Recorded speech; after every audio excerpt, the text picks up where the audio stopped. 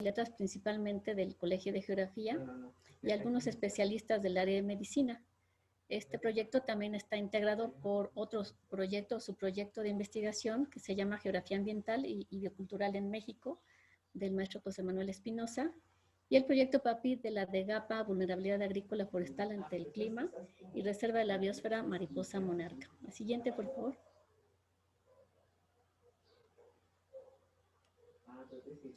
Bueno, ya de todos es sabido que algunas proyecciones del cambio climático a nivel internacional nos están indicando que hay un incremento en la temperatura y cambios en los patrones de la precipitación a nivel internacional. Estos cambios y estos valores dependerán básicamente de la posición geográfica donde se encuentran los territorios y los países. Para el caso de México, se estima que habrá un aumento de temperatura entre 1.1 y 3 grados centígrados para cerca del año 2060. Pero lo alarmante es que para cerca de los años 2090, a lo mejor algunos de nosotros ya no vamos a estar aquí, ¿verdad? Tendremos hasta 4.8 grados centígrados más de temperatura. Esto, consecuentemente, traerá problemas principalmente para la agricultura y otros sectores, principalmente el de la salud. Los cambios importantes que se esperan para México en términos de la precipitación pueden ser diversos. En general, para los estados que están en el norte va a haber una disminución de la precipitación, mientras que para el sur podemos observar algunas regiones donde habrá un incremento de la precipitación. Sin embargo, los escenarios de la sequía no son nada halagüeños. En la figura de abajo pueden ustedes observar que a medida que incrementamos el tiempo, los valores de la sequía son más intensos. Entonces vamos a tener que adaptarnos a estas condiciones de más sequía. Estos eventos, sobre todo, van a incrementar las ondas frías, las ondas de calor, los ciclones tropicales y las lluvias intensas, que son considerados eventos extremos en el territorio nacional. Sigue, por favor.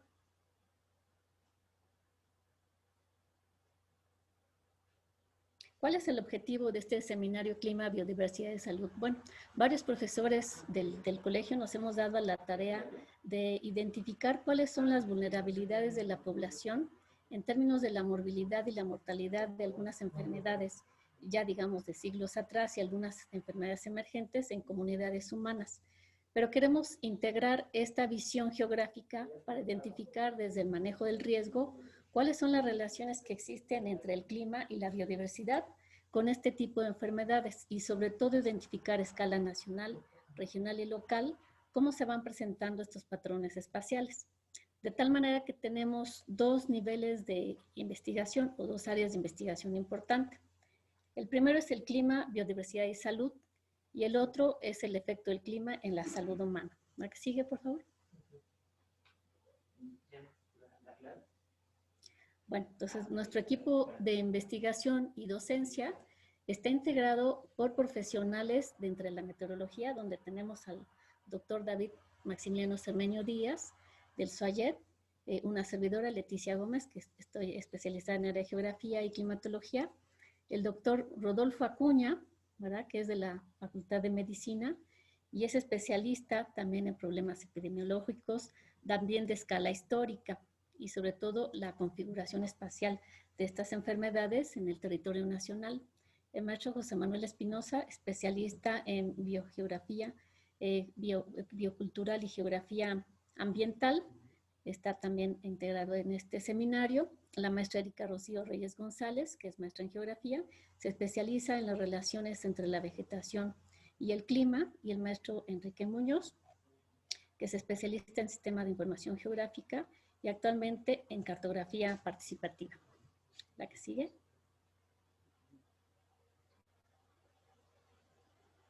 La que sigue, por favor. Bueno, ¿cómo integramos este tipo de conocimientos entre la meteorología, la climatología, el medio ambiente, los recursos naturales y la variabilidad climática? Pues queremos entender estas relaciones espaciales y patrones en el territorio nacional desde el manejo del riesgo. Y si vemos estas aristas que están integradas dentro del manejo geográfico, nos encontramos que no solamente podemos tener variables climáticas que estudiar. Se quedó otra pantalla. Se ve otra pantalla. Si regresamos a la presentación, por favor.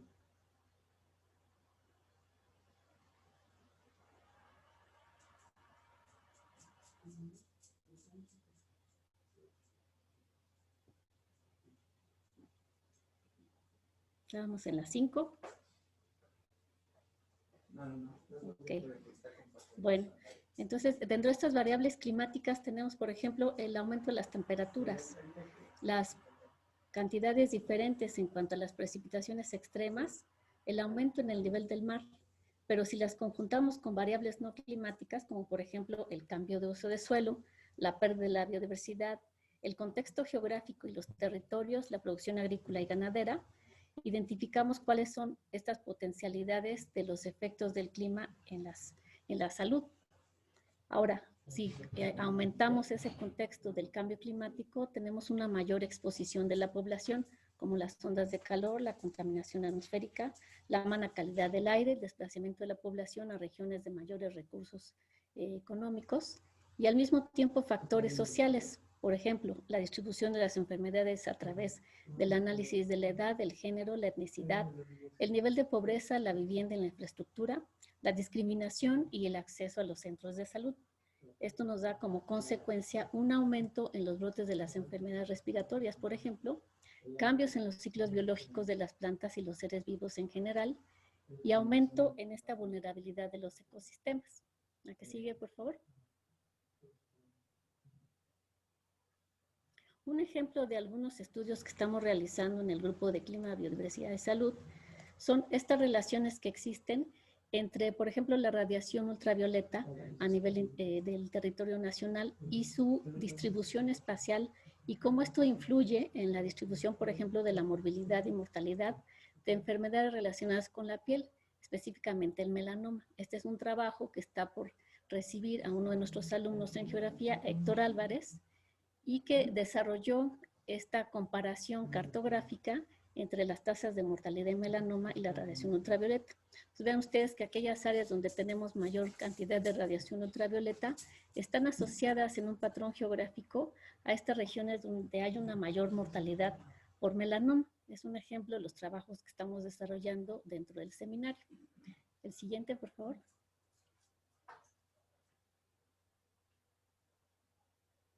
A ver, algunos problemas emergentes que tenemos en cuanto al ofrecimiento que estamos haciendo dentro de este contexto del seminario, y que a lo mejor algunos de ustedes, estudiantes de geografía de licenciatura o del posgrado, se animan a trabajar con nosotros, son, por ejemplo, la distribución del virus de la rabia y su relación con el entorno físico, sobre todo en áreas periurbanas o en áreas que están siendo deforestadas cerca de áreas rurales.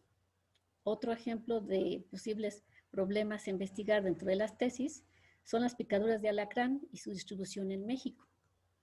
Otro puede ser la distribución del asma bronquial, principalmente en zonas metropolitanas en la Ciudad de México, ya que con el incremento de la contaminación vemos que estas condiciones de alta vulnerabilidad en la población urbana han aumentado las tasas de esta enfermedad. Eso es un problema también interesante que, si alguien se anima, lo puede investigar. Otros problemas son las enfermedades transmitidas por vectores y cómo se asocian estas enfermedades a los cambios globales. Por ejemplo, el cambio de uso de suelo, la deforestación, el cambio climático y la pérdida de la biodiversidad. Otro ejemplo de estos temas emergentes son la distribución de las enfermedades por grupos de edades y sus tendencias. Actualmente las cartografías de la geografía de la salud solamente identifican la distribución de las enfermedades, pero ¿cómo está este patrón espaciotemporal distribuido en condiciones de diferentes edades de la población? La que sigue, por favor. Estos serían algunos ejemplos que les mostramos como posibles temáticas de tesis a nuestros estudiantes, y si ustedes se animan pueden empezar a trabajar con nosotros en estas temáticas. Voy a dar la palabra a mis compañeros del seminario que les van a hablar más a fondo sobre estas temáticas importantes. Muchas gracias. Muy bien, muchas gracias a la doctora Leti por su participación. Les quiero aclarar un poco que las preguntas que tengan las pueden hacer a través del chat, las vamos a registrar y al final de la sesión o de las sesiones pudiéramos retomar algunas de estas preguntas para poderlas contestar de manera individual o como grupo. Así es que, por favor, si tienen alguna pregunta, escribirla en el chat de aquí de Zoom para poderla registrar y comentar al final. Voy a dejar de compartir esta presentación y pasaremos a una segunda presentación que está a cargo del maestro José Manuel. Ok. Muy bien, Sí, ahorita la primera, por favor. sí, cómo no. Voy a compartirla. Ok. Me dicen, parece que ya está. Ok. Buenas tardes, parece que, bueno, espero que ya todos estén viendo la presentación. Mi nombre es José Manuel Espinosa, profesor de Geografía del Sistema Escolarizado de SUA y del posgrado. Mi presentación va a estar orientada bajo un enfoque de geografía ambiental, que es una línea que tuve el honor de iniciar desde los 80 en el Colegio de Geografía con la doctora Marta Cervantes. Eh, la idea de trabajar bajo este enfoque era manejar la biodiversidad como la parte medular de la planeación de una visión integral de la geografía. Ahora bien, ¿por qué la biodiversidad? Porque la biodiversidad es el favorecedor de asentamientos, da sustento, es fundamento de la economía y hay algo muy importante, nos aporta identidad. Bajo esta lógica y tomando en cuenta que hay toda una serie de factores causales, espaciales y temporales, la biodiversidad se manejó como punto de inicio. Históricamente se ha manejado como un recurso infinito y eso ha favorecido que la población humana crezca, se desarrolle y tenga presencia en todas partes y aparte inicie lo que entendemos como cultura, que implica una visión de nuestro entorno. En esta primera diapositiva vemos los diferentes aspectos en que se visualizan bajo el enfoque de geografía ambiental. Tenemos el medio natural en la diapositiva inferior de la izquierda y en la derecha, en la parte de arriba, tenemos la ganadería, en medio obras humanas, lo que sería el medio social, y en la parte de abajo, parte del medio natural y un impacto que está ocurriendo. Finalmente, algo que permean esas 4 diapositivas es la presencia propiamente del medio natural, que de alguna manera siempre lo vamos a notar. Finalmente son desastres, son situaciones críticas que nos recuerdan que finalmente nosotros como seres humanos estamos sujetos a ese tipo de situaciones. La siguiente, por favor. Bueno, ¿qué es lo que ha ocurrido históricamente? Bueno, que el ser humano justamente en función a un desarrollo tecnológico, a un incremento de necesidades y una visión cultural, que es algo muy importante, de poder transformar todo, ha presionado los ecosistemas y ha generado que se rebase su capacidad de carga. De alguna manera, eso ha implicado que en todas las partes del planeta vamos a tener un sello cultural que choca con lo que debería ser un saber ambiental. O sea, el conocer cómo funcionan los ecosistemas y que finalmente esa dinámica ha sido rota. Aquí en esta imagen lo que visualizamos es una imagen de la Reserva de la Biosfera Tehuacán, Cuicatlán, en donde hemos tenido la oportunidad de asistir en práctica de campo y vemos cómo se han generado unas cárcavas con producto de un uso inadecuado del suelo. Y vemos también en las laderas, la zona donde no se ha alterado tanto, digamos, aunque ya hay un sello por parte de una actividad, el pastoreo de cabras, que ha impactado sobre este espacio, aunque el impacto sea menor. El siguiente, por favor. Entonces, a la larga, lo que hemos hecho nosotros como sociedad global, sociedad local, sociedad regional, ha sido toda una serie de problemáticas que son justamente los aspectos parte de los aspectos que se están estudiando dentro de los seminarios, de los proyectos que comentó la doctora Leticia Gómez, que son la fragmentación del hábitat, la transformación de ecosistemas a agrosistemas. O sea, implica una reordenación de los elementos biológicos, pero en este caso en beneficio para el ser humano, transformando la energía y convirtiéndolos en algo subsidiado. Ese es un aspecto importante porque el subsidio implica una energía solar redirigida y que implica eventualmente la ruptura del equilibrio y los desastres en el medio ambiente, a lo cual responde la biodiversidad reorganizándose. Finalmente no hay el peligro propiamente que desaparezca la biodiversidad, sino que lo que hace es reorganizarse. Pero en esa reorganización, finalmente esos planes originales de la sociedad ya no se ven satisfechos. Entonces aquí vemos justamente en la imagen mayor cómo la ganadería se ve impactada justamente por avenidas, y en la parte superior es un ejemplo de una especie invasora. La especie invasora es una forma como los ecosistemas se reorganizan. Justamente especies que tienen una mayor capacidad avanzan hacia nuevos lugares y que a la larga se convierten en enfermedades de alguna manera sobre los ecosistemas, sobre las propias especies domesticadas, incluida la agricultura y el ser humano. Pero eso implica una desorganización que tiende a reubicarse, a reorganizarse. La siguiente.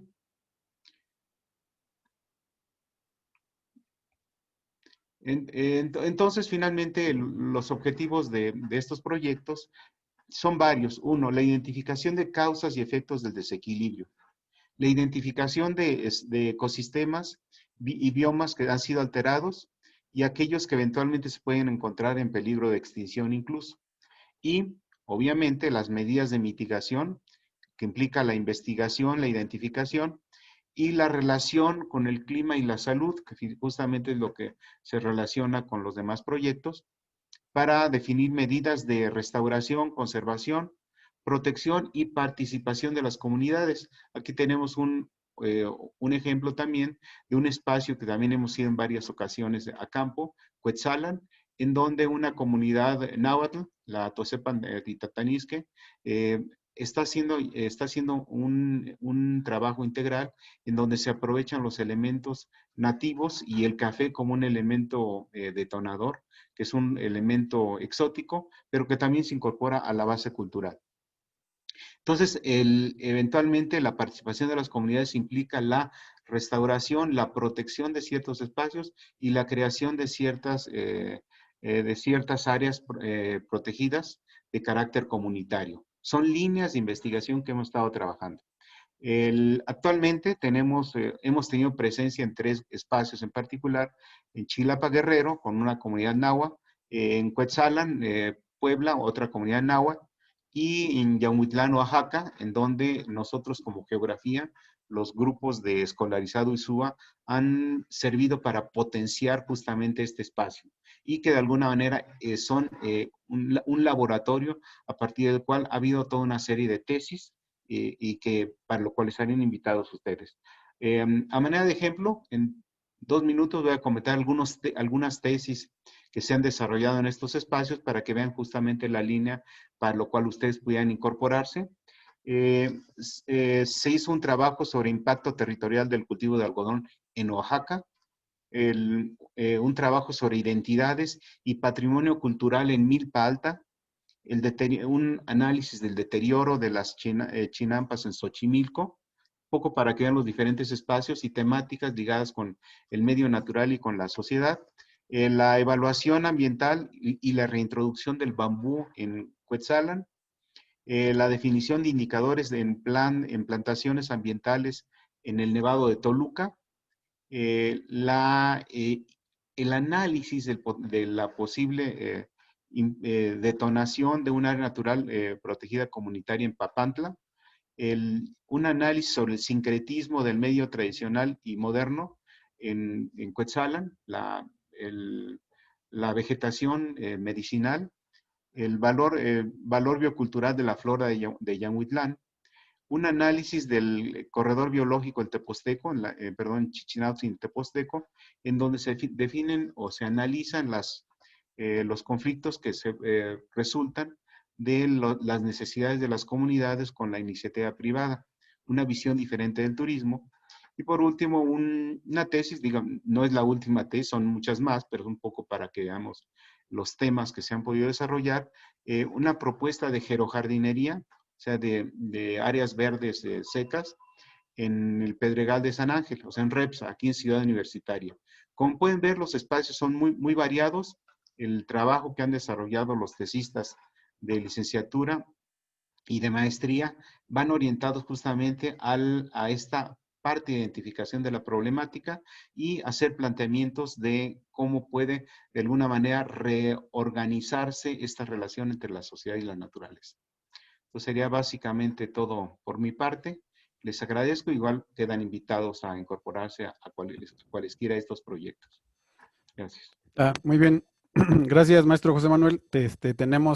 Todavía estamos muy bien a tiempo, estamos terminando en 10 minutos de cada uno de los participantes en sus presentaciones, así es que voy a aprovechar para hacer el cambio de la presentación y reiterarles que si tienen alguna pregunta, hacerla por medio de chat, las estamos registrando y poderlas comentar y responder al final de las sesiones. Bien, ahora estaremos presentando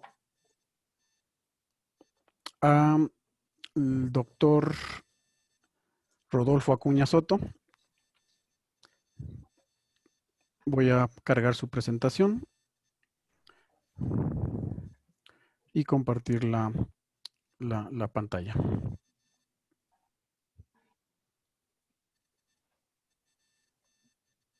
Perfecto. ¿Me escuchan? Ok. Buenas tardes. Me presento la primera imagen, porfa. Sí. Ok. Muy bien. Ok. Bien. Ok, me presento rápidamente. Soy Rodolfo Acuña Soto, soy profesor de la Facultad de Medicina, doy clase en la Facultad de Filosofía y Letras en la materia de Geografía Médica, por interés propio, por querer entender más el contenido geográfico en la enfermedad, que ha resultado una cuestión importantísima, lo es.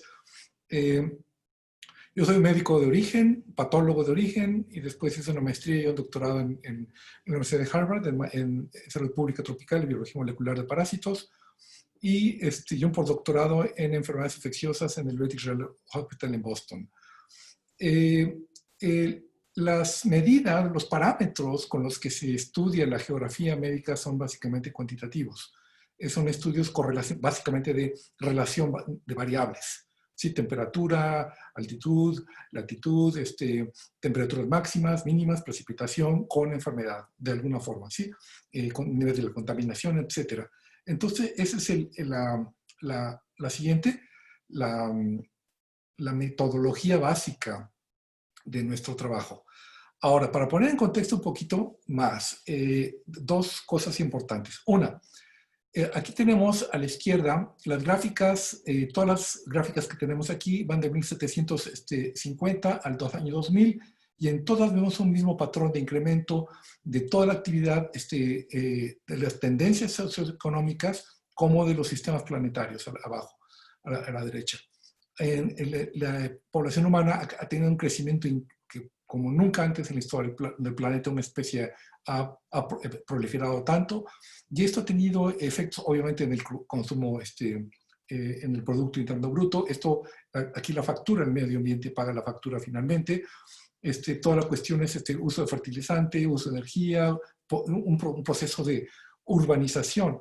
Este periodo, básicamente desde la segunda mitad del siglo XX para acá, ha sido un proceso muy rápido. Ese es el énfasis en esta presentación, en este momento. Es muy rápido, violentísimo y multifactorial, ¿sí? Que cambia el estilo de vida de tener alimentación tradicional en todo el mundo a una alimentación industrializada, básicamente global, interdependiente.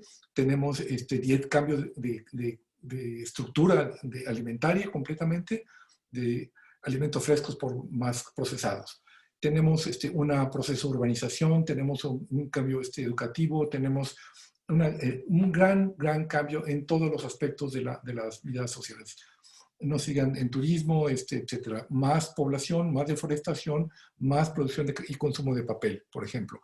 Y el impacto en los sistemas planetarios es igual, ¿no? Es decir, acidificación de océano, deforestación, pérdida de bosques, pérdida de biomasa marina, etcétera, etcétera. CO2, temperatura, etcétera. Es decir, lo que quiero enfatizar es un cambio violentísimo, es el antropoceno, rápido, y que los paradigmas de enfermedad de antes también cambian violentamente. Las enfermedades, la siguiente, por favor, cambian dramáticamente, ¿sí? Las enfermedades no son las mismas, es un sistema dinámico muy importante en que es la famosa transición epidemiológica en todo el mundo. Tenemos las enfermedades infecciosas disminuyen, las enfermedades no infecciosas, que son todas las crónicas bien conocidas, diabetes, hipertensión, etcétera, enfermedad cardiovascular, enfermedad respiratoria crónica, etcétera, van en aumento. Pero hay regiones, como dijo, que tenemos esta estructura bifásica de los dos terrenos, las viejas y las nuevas, ¿sí? Y las dos expresadas en algunas veces con sus peores condiciones. Entonces, en estas condiciones, los sistemas de análisis, de captura de datos también han tenido que acelerarse y muchas veces no están a la par de la velocidad del cambio. Lo que quiero enfatizar aquí es la necesidad de hacer estudios bueno, desde hace rato, y es lo que está haciendo, tratando de hacer toda la investigación biomédica ahora. Uno, multidisciplinario.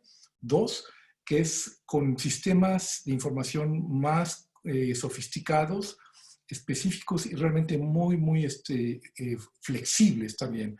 Y Big Data. Necesitamos una gran cantidad de datos en muchas variables para poder empezar a hacer estudios que realmente tengan un impacto en políticas, en planificación a largo plazo. Si no hay información realista y objetiva y contundente, las decisiones a largo plazo o mediano plazo de orden social no van a estar completas. Entonces, hay básicamente una cuestión de un cambio repentino, muy complejo, que no es acompañado de las metodologías que ahora están más o menos empezando a tomar el paso, del que en México tenemos una deficiencia muy clara, y además que tiene que ser un trabajo multidisciplinario. Entonces, ese es en mucho el énfasis que toma este seminario, y ustedes encuentran ahorita, están encontrando diversidad de enfoques, pero ustedes los pueden combinar. Se pueden ser como bilingües o multiculturales en varios aspectos, y es muy importante para el estudio y seguimiento de enfermedad y ambiente en el planeta. La siguiente. Bueno, entonces, nuestras herramientas vimos que son básicamente cuantitativas, pero aquí hay de dos. Hay una enorme cantidad de fuentes de información, ¿sí?, que normalmente no conocemos o están en sitios muy oscuros de la Organización Mundial de la Salud, de la PAHO, de la Oficina Panamericana Sanitaria, INEGI, las causas de mortalidad. Por ejemplo, en morbilidad mensual, semanal, tenemos 146 enfermedades seguidas por semana, muchas de ellas por mes, pero llevamos por semana desde 1981, por semana, ¿sí?, por estado, por edad y sexo. A nivel estatal, pero tenemos también egresos hospitalarios a nivel de localidad desde 2010. Esta base de datos para el año 2018 tiene 5 millones de líneas y como 120 verticales variables. Es decir, la cantidad de datos es inmensa. Esos son en datos ya hechos y establecidos, y ese es uno de los problemas principales para los estudiantes, el adquirir datos. Siempre andaban pidiendo a los ayuntamientos un poquito de calidad de información, o los estados, pero en realidad existe la información, ¿sí? Ese era uno de las grandes barreras para las tesis de los estudiantes, y existe, está disponible, y aquí está. Los que sí son difíciles de conseguir son los generados por estudios. Por ejemplo, ahorita los datos de las vacunas de COVID obviamente no son públicos, ni los datos por ejemplo, de nuevos fármacos o nuevos ensayos clínicos, nuevas técnicas, etcétera. Esa es otra historia. Pero toda parte correspondiente al tema de este seminario, que es en geografía, clima, interacción social, y la gran cantidad de variables que se pueden asociar, como nivel de pobreza, desarrollo económico, nivel de educación, de comunicación, acceso a salud, etcétera, existen, ¿sí? Este es lo que quiero enfatizar. La siguiente.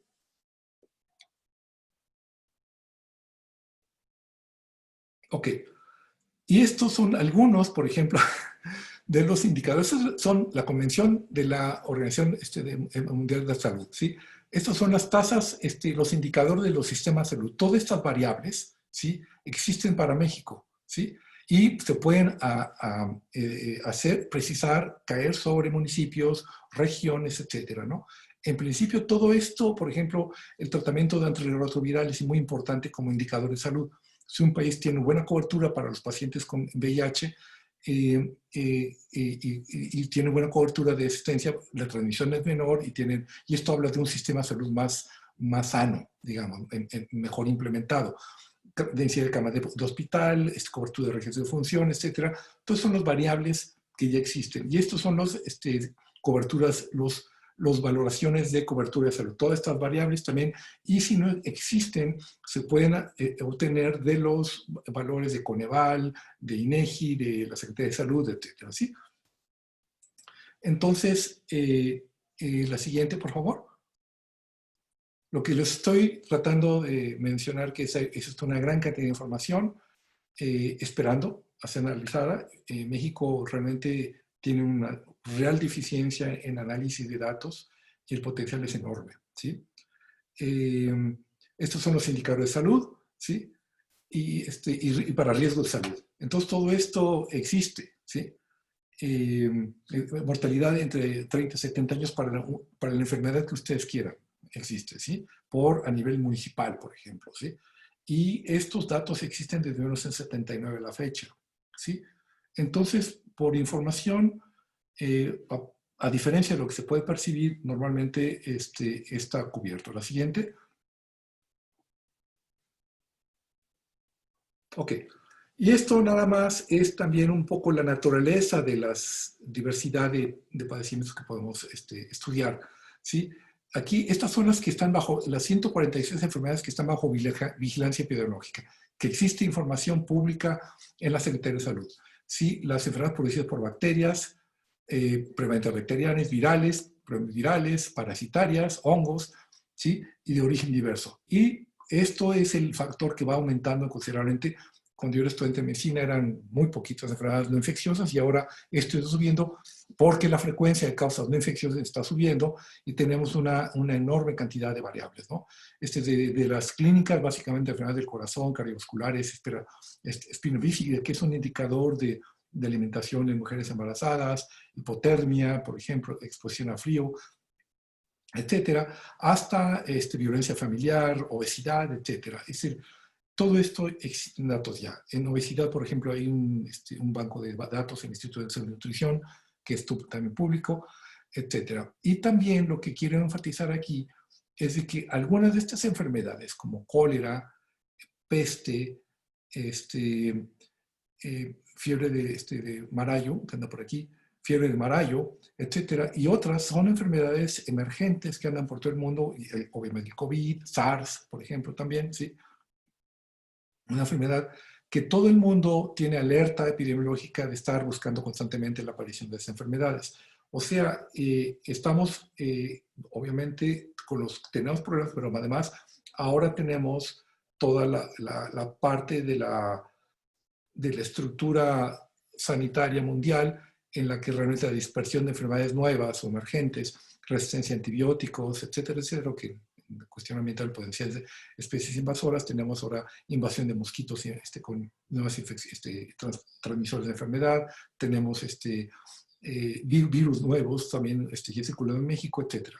Entonces, como en todos lados, ¿no? O resistencias o antibióticos, etcétera, como les mencioné antes. Es decir, lo que quiero enfatizar es que si ustedes tienen interés en realmente en trabajar o estudiar su tesis o tienen algún interés, están bienvenidos y tenemos muchos temas y podemos canalizarlos y ayudarlos también a obtener la información que ustedes requieran. ¿Sí? Eso yo creo que es importante. Y también lo que se trata del nuevo curso que vamos a establecer en posgrado es que los estudiantes van a tomar un proyecto y lo van a desarrollar durante el curso como aparte del aprendizaje de estas relaciones y tecnología asociada al estudio de salud y geografía y clima. ¿Ok? Yo creo que por mí eso es todo. Sí, muchas gracias, Muchas gracias. doctor. Estamos terminando esta tercera presentación. Voy a darle la palabra al doctor David Cermeño, preparando en un momento su presentación. Le doy la palabra al doctor David y vamos a cargar su presentación por lo mientras. Adelante, David.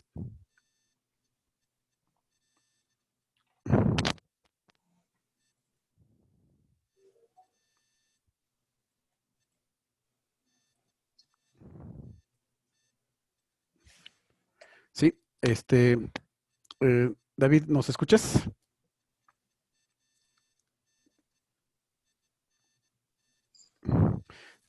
¿Ahí nos escuchas, David?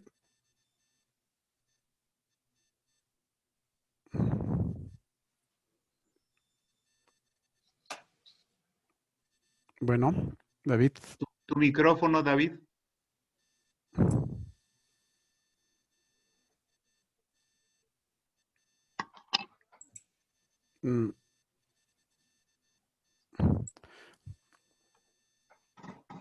Listo. ¿Está? Ya está listo. Es que el anfitrión no dejaba desbloquear el audio a los participantes, solamente lo menciono para los siguientes participantes no tengan este problema. Sí, gracias, ya está. Hola, buenas tardes a todos. Mi nombre es David Cermeño, algunos tal vez ya me conozcan. Mi área de especialidad es la climatología. Yo doy clases en Soayer. Y ahora con el doctor Acuña, con la doctora Leti, como se darán cuenta, estamos incursionando en el área de salud. Llevamos aproximadamente 3 años, ya incluso vamos para 4 años, y ha sido todo un periodo de aprender sobre la importancia que tiene esta área, y todas las cosas realmente en las que afecta el clima, los problemas de salud. Creo que coincidentemente empezamos nosotros antes de que empezara la pandemia. Entonces, cuando empezó la pandemia, para nosotros pues fue cosa de poner todo junto, ¿no? Pero todo junto no fue para bien, la verdad, fue para darnos cuenta de que estamos en pañales, de que nos falta muchísimo por aprender, muchísimo por estudiar. Y sobre todo nos hace falta muchas personas dedicadas que se atrevan a entrar a una de estas problemáticas porque realmente son fuertes. Y a mí me gusta ser preciso con el lenguaje y digo problemática porque es diferente a un problema. Estas de veras no son simplemente problemas, son problemáticas porque involucran un montón de problemas más pequeñitos. Ahora, la idea de tratar clima y salud por separado sigue esta idea de separar una problemática en componentes. De momento estamos hablando ya de 2 componentes. Una que tiene que ver con la parte médica, como bien lo menciona el doctor Acuña, y otra que tiene que ver con la parte clima. ¿A nosotros por qué nos importa el clima? A nosotros nos importa el clima por 2 cosas.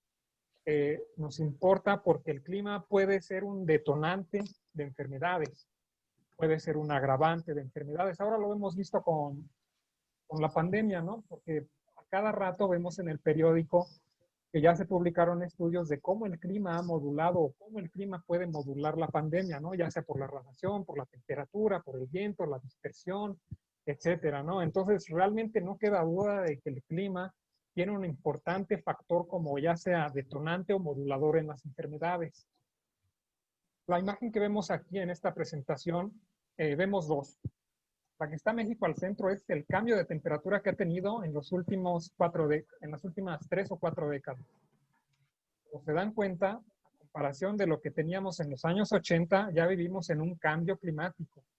Ya vivimos en una temperatura más cálida. O sea, Si ustedes piensan, bueno, yo creo que ahora ya queda poca la duda de que el clima se está calentando, pero es un hecho, ¿no? Desde hace 40 años el clima se ha estado calentando y ya vivimos en un estado aproximadamente 2 grados centígrados mayor al que teníamos antes. Eso ha sido un fenómeno que ha afectado a la parte continental como a la parte oceánica, que es lo que muestra la figura del otro lado. Ahora, está ocurriendo un calentamiento. Sabe que parte de ello es por el efecto antropogénico, pero también se sabe que hay factores del clima interno que modulan la temperatura, y esa es una figura que pongo aquí que dice AMO Index. Ese es el índice de la oscilación multidecadal del Atlántico. O sea, en los últimos 40 años se ha calentado México, en comparación de otras regiones se ha calentado mucho más, y todo su calentamiento no puede ser simplemente atribuido a las causas antropogénicas, también hay un factor natural. Lo que quiero remarcar con esta idea es que vivimos de veras en un problema complejo, porque tenemos que, por un lado, sortear los impactos a la sociedad, por otro lado, tratar de investigar, conocer las causas reales del problema. Las causas pueden ser tanto antropogénicas como naturales. Ahora, ¿por qué tenemos que conocer las causas? Bueno, pues porque es parte de la geografía profesional. Uno en la geografía profesional tiene que conocer las causas de un problema para en verdad conocer un problema. Ya se quedaron atrás los tiempos en los que se daba una geografía descriptiva del problema. Ahora, en estas áreas tenemos que preguntarnos causas. La siguiente diapositiva, por favor.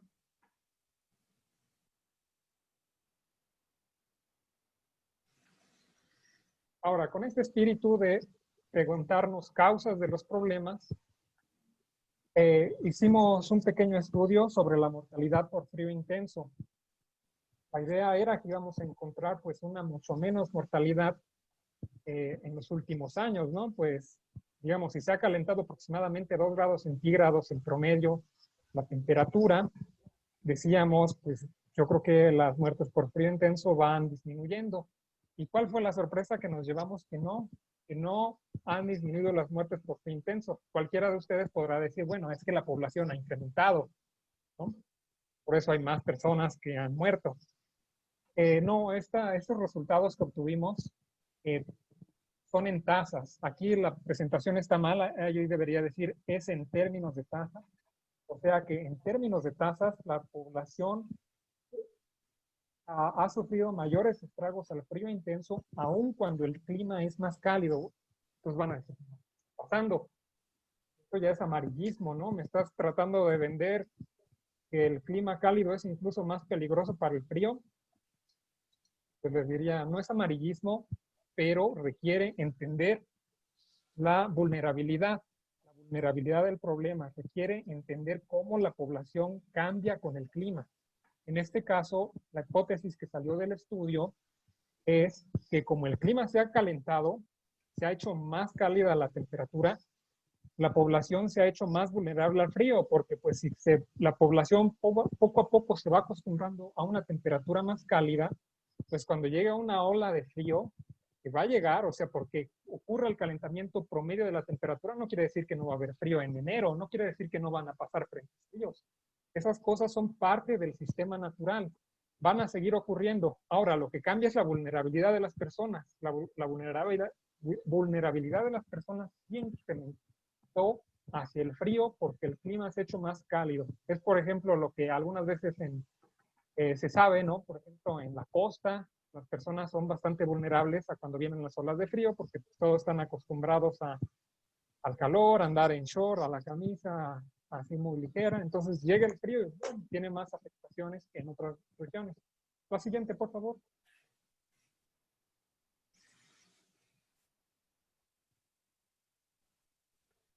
Ok.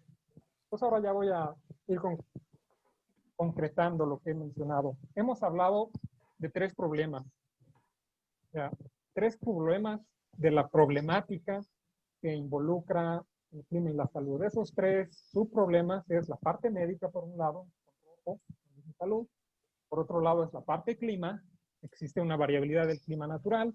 Y por otro lado es la parte de la sociedad, la vulnerabilidad, y que en buena medida tiene que ver con la pobreza. No totalmente, pero explica una gran parte de la vulnerabilidad. Entonces, al tratar una problemática geográfica compleja de esta naturaleza, nosotros hemos empezado a descomponerla en este triángulo.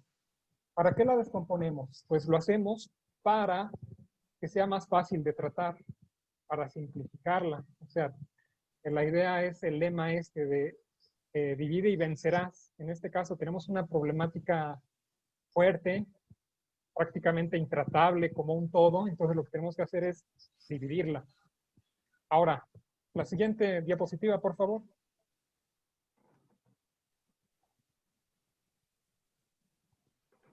A los estudiantes que me están oyendo y están cerca de terminar su tesis o ya la comenzaron, tal vez ellos mismos, ellas mismas, estén dando cuenta que tienen una problemática, ¿no? La problemática suya es escribir una tesis, van a decir, ¿por dónde empiezo? La introducción, los resultados, las figuras, no tengo tiempo.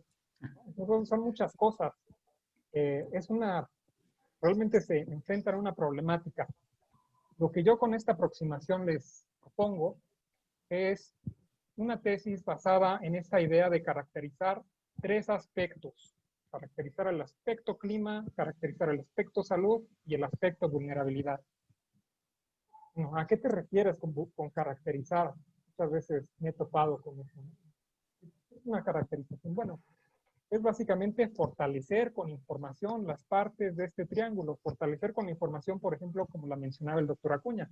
No toda la base de datos, claro, tenemos que centrarnos en un parámetro, 2 parámetros, tenemos que ser específicos. Por ejemplo, en el estudio que hicimos de clima y frío, pues tomamos la temperatura máxima, no tomamos, digamos, todas las variables habidas por haber.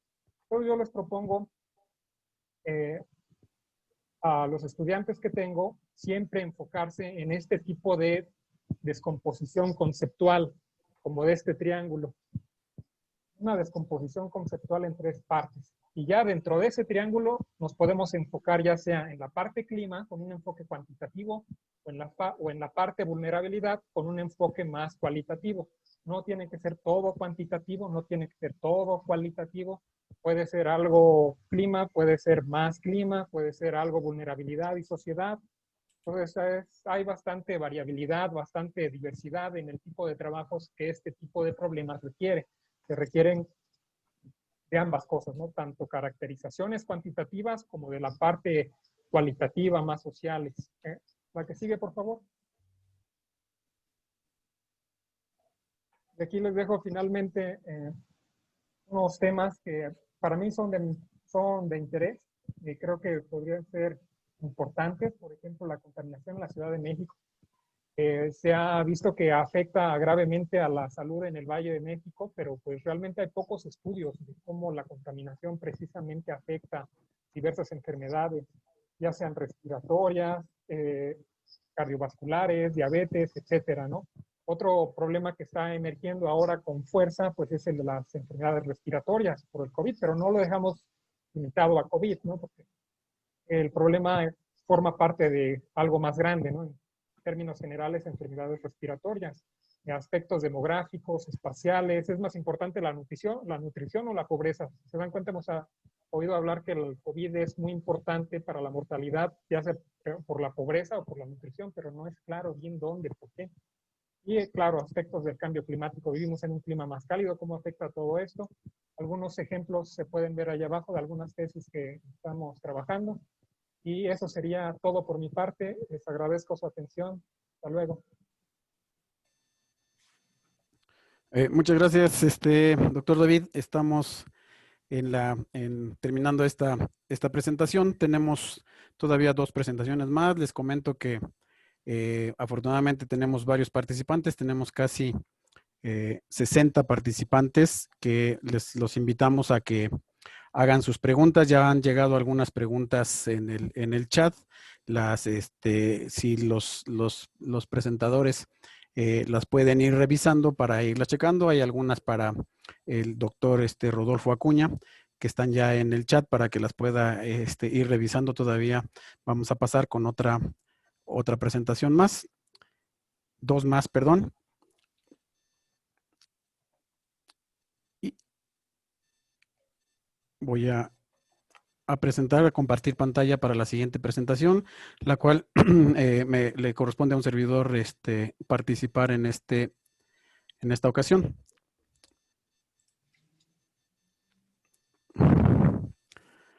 Muy bien, pues buenas tardes nuevamente. Gracias a todos por asistir a este evento virtual. Como todo, las geotecnologías y las tecnologías, quiero primero pedir una disculpa, ya que el Facebook no se está transmitiendo. Son errores de las tecnologías, ¿verdad? Y tenemos ese problema ahorita. Tuvimos ahí un problema con la conexión de stream. Entonces, si se pueden conectar en Zoom, si no estamos teniendo problemas en Zoom. Nuevamente una disculpa por este error que tuvimos en la transmisión, ¿verdad? Este error técnico. Bien, yo les voy a hablar un poquito de la cuestión de las geotecnologías aplicadas en clima y salud. Como verán, ya hay una serie de antecedentes de los participantes, de los panelistas anteriores, sobre todo en el uso de tecnologías o de herramientas, ¿verdad? Tecnológicas, en este caso relacionadas con clima, biodiversidad y salud. Como lo comentó el maestro José Manuel, toda la parte ambiental, el doctor Acuña, en todos los datos y bases de datos que existen y que se están trabajando en este equipo, sobre todo un buen acervo y una selección y una estructuración y selección de información por parte de la base de datos de salud que está bajo resguardo del doctor Acuña. Existe mucha información que se puede procesar, como ellos ya los indicaron. Sin embargo, pues tenemos todavía que aprender y entender muchas de las herramientas que existen, ¿no? De las herramientas tecnológicas que podemos usar y que están a disposición ahora, ¿no? Casi entramos a internet y podemos tener mucha información a disposición de estas plataformas o de estas herramientas. Entonces, quiero hablarles rápidamente sobre todo de estas geotecnologías aplicadas al clima y salud, como una pequeña introducción de estas tecnologías de la información y de la comunicación, y cómo estas tecnologías de información y comunicación se transforman en las tecnologías de información geográfica, para después hacer los análisis geográficos, irlos aplicando y tener proyectos aplicados. Bien, entonces, en esta parte, las tecnologías de información, de la comunicación, pues lo vemos a diario porque inciden, ¿no? De manera muy intensa en nuestras vidas, ¿no? En nuestro trabajo, en nuestras disciplinas profesionales. Pero en la geografía, pues avanza y se consolida muy rápido, ¿no? En diversas líneas de investigación. Y se apoyan en muchos conceptos, ¿no? Que conocemos o hemos escuchado hablar del ciberespacio, ¿no? Los paradigmas geográficos, el Internet y la misma geografía virtual. Entonces, tenemos, si ven la figura que está a la derecha, una serie de apoyos de información que podemos utilizar, o de herramientas que podemos utilizar. Lo importante es más bien irlas orientando, irlas canalizando para poderlas utilizar. Por ejemplo, aquí en las tecnologías de la información, estas a su vez, digamos, empiezan a tener una fuerza en nuestra área, nuestra disciplina, ¿no? En el área geográfica, ¿no? En estas tecnologías de la información geográfica, que empezamos a tener o asociar esta representación gráfica de cualquier lugar del planeta, que podamos analizar de diferentes parámetros, ¿no? Es decir, podemos ubicarlos, podemos empezar a tener este tipo de relaciones entre ellos, haciendo uso de estas tecnologías de información. Pues ha habido una evolución grande, principalmente gracias al desarrollo de esta manera, ¿no? De tecnología del Internet y compartir los recursos, sobre todo esta parte ahora de compartir los recursos, ¿no? Si pensamos, por ejemplo, en unos, por lo menos 10 años atrás, la información no se repartía tan fácil o no se compartía tan fácil, ¿no? Todo por lo regular se tenía que estar comprando, se tenía que estar solicitando a las dependencias, se tenía que estar pidiendo con mucho tiempo de anticipación. Ahora no, ahora tenemos plataformas, tenemos información, ¿no? INEGI tiene a disposición información de geográfica, casi toda está en línea. Podemos entrar a sus plataformas y podemos accesar con sistemas de información geográfica, ¿no? Con servicios o protocolos de comunicación para conectarnos a esas plataformas de instituciones. Lo importante es saber dónde están, cómo conectarnos a estas plataformas de información y disponer de esa información para trabajarla, como se ha mencionado en los diferentes temas de los panelistas que me precedieron, ¿no? Entonces, cómo estos servidores o estos mapas o estos servidores de mapas, estas bases de datos distribuidas empiezan a tener sentido para nosotros, ¿no? Sobre todo en la parte geográfica. Bien, y entonces aquí en esta parte del análisis geográfico, pues empezamos a fundamentar estas tecnologías de la información, ¿no? De la información geográfica con las tecnologías de la información de la comunicación y empezamos a tener herramientas muy útiles, muy a la mano, que ahora están en las herramientas comerciales y en las herramientas de open source, o sea, de software libre que podemos descargar, ¿no? Con un solo clic ahora podemos descargar en nuestra computadora, en nuestra laptop, en nuestra tableta, sistemas de información que antes eran casi inalcanzables por el costo, ¿no? Aún sigue habiendo los costos comerciales y también siguen siendo inalcanzables, ¿verdad? Para una persona de manera individual o un estudiante. Ahora pues podemos tener esta gama de información que están en la nube, los datos, los sistemas de información y las bases de datos, ¿no? Y los metadatos que son muy importantes de usar y de conectarse para poder utilizar de manera adecuada toda la información. Entonces, toda esta información, pues ahora ya tiene una relación muy estrecha con las diferentes datos que existen o las diferentes realidades que existen en la superficie, porque podemos hacer una correlación, una relación entre todas estas variables. Bien, entonces, ¿qué podemos hacer? ¿Qué se puede utilizar con estas herramientas? Para el caso de los datos climáticos, pues existen diferentes plataformas ahora donde podemos conseguir información. Tal vez muchos ya las conozcan, pero tal vez no, algunos no. Y solamente son algunos ejemplos de estas instituciones que ponen a disposición información gratuita, ¿no? De datos, de descarga de datos climáticos, que después con herramientas como los sistemas de información o de programación podemos hacer útil y echar a andar proyectos, ¿verdad? Con ciertos objetivos o identificar, como decía el doctor David, el problema, las problemáticas que existen y orientar a estas líneas sobre este uso de la información. Entonces, simplemente aquí tenemos algunos ejemplos, ¿no? de plataformas de descarga de datos climáticos.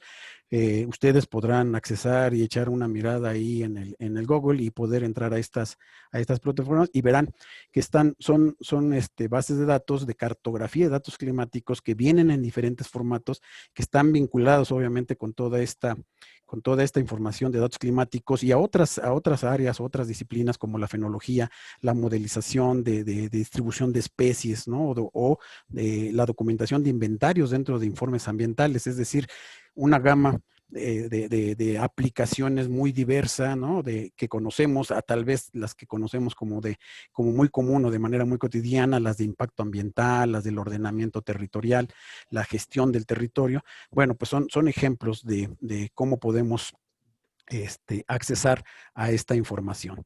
Finalmente, los sistemas de información geográfica y refiriéndome un poco a las bases de datos que se mencionaron con los panelistas anteriores, ya se empieza a trabajar en el seminario con esa base de datos, a organizar la base de datos, pero créanme que es una base de datos con miles o millones de datos, ¿verdad? De atributos espaciales y no espaciales que ya se pueden echar a andar. Y uno de esos objetivos para este seminario es que esas bases de datos ya hay algún par de ejemplos, ¿verdad? Tal vez más de un par de ejemplos de trabajos, como lo mencionó la doctora Leticia, sobre proyectos de melanoma, ¿no? De manejar toda esta información que salieron de esta base de datos y que podemos utilizar de manera práctica en estos sistemas de información geográfica, por mencionar algunos atributos que se tienen de esas bases de datos y que se relacionan o que se pretende se hagan trabajos de investigación en tesis a diferente nivel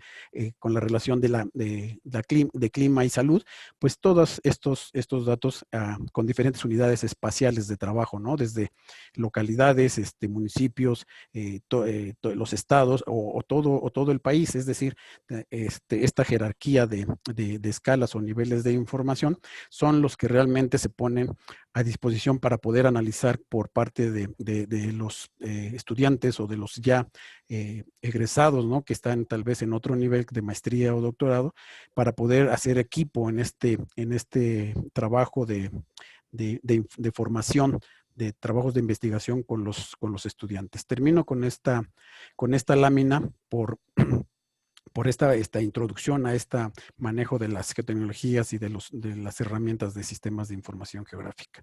Pues muchas gracias, y si hay alguna pregunta, por favor, ahí la pueden ir haciendo en el chat, por favor. Gracias. Voy a compartir la última presentación que corresponde a la maestra Rocío Reyes. Permítame un momento, le doy la palabra a ella, si ya tiene opción de audio. Sí, listo. Permítame un momento, voy a cargar la presentación.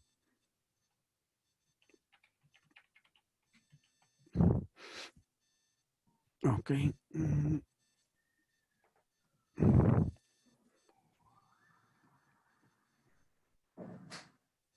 Ok. Comparto la presentación. Me dice Rocío si se ve. Listo. Ok. Adelante, Rocío. Gracias. Buenas tardes a todos. Me presento con ustedes. Mi nombre es Rocío Reyes. Soy profesora del Colegio de Geografía de la materia de agroclimatología y también estudiante del doctorado. Entonces, en la presentación les voy a hablar un poquito, sí, siguiendo sobre la línea de la climatología. A lo mejor yo un poquito alejada de los primeros temas que son relacionados con salud, pero dentro de la misma línea que ya les mencionaba, ¿no? La climatología. Entonces, la presentación se titula Fenología vegetal a través de la percepción remota. La siguiente, por favor.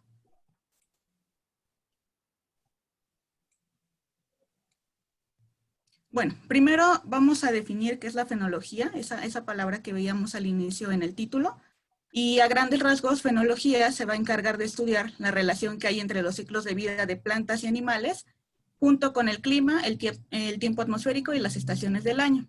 Es decir, ¿cuál es la relación que existe, por ejemplo, entre la floración de algunas especies con la temperatura o la fructificación? O en el caso de los animales, también, por ejemplo, con las migraciones o con el tiempo de anidación, ¿no? Entonces, ese es el campo de estudio de la fenología. Acá abajo les pongo esta imagen del arbolito que me da mucha risa, pero es como muy representativo de cómo pueden responder las plantas, en este caso, a esos cambios en el clima, ¿no? Entonces dice, martes 4 grados centígrados y el sábado 34 grados, ¿no? ¿Qué hago? ¿Tiro las hojas, reverdezco o qué, no? O sea, el árbol también, o las plantas en general, responden a estímulos. Y si encontramos o si se presentan cambios en el sistema climático, pues entonces este tipo de especies también van a tener una respuesta, ¿no? Entonces, dentro del campo de estudio de la fenología, también vamos a ver cómo estos organismos tienen respuesta a estas variaciones en el ambiente. La siguiente, por favor.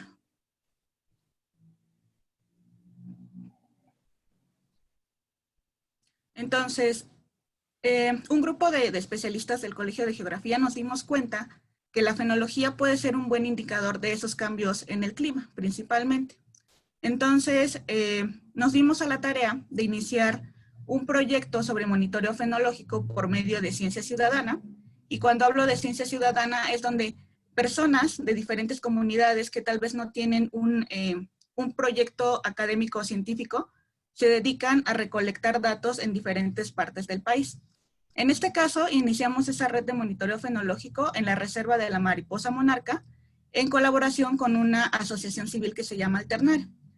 En esta región de la Mariposa Monarca, capacitamos a las personas para realizar el monitoreo fenológico y que las personas, una vez teniendo los primeros resultados de esta actividad, pues pudieran ser capaces de identificar esos cambios en el entorno, tanto en sus bosques, como por ejemplo en los cultivos y los frutales de los cuales obtienen pues insumos para la venta o el autoconsumo, ¿no? Entonces, ahí veíamos cómo esta información fenológica podía ser de utilidad para las comunidades, en este caso de la reserva, para idear posibles estrategias de adaptación ante los cambios en el clima.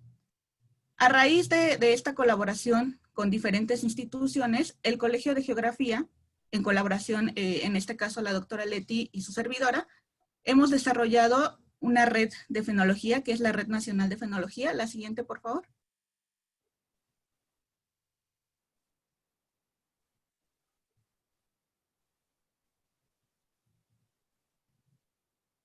Esa red, ya les había dicho, se lleva a cabo por medio de Ciencia Ciudadana, y los objetivos de esa red en un inicio eran implementar una primera red de monitoreo fenológico para México. Esa red es comunitaria y es voluntaria, y que esos datos pues pudieran ser utilizados, como ya les decía, por las comunidades, ¿no?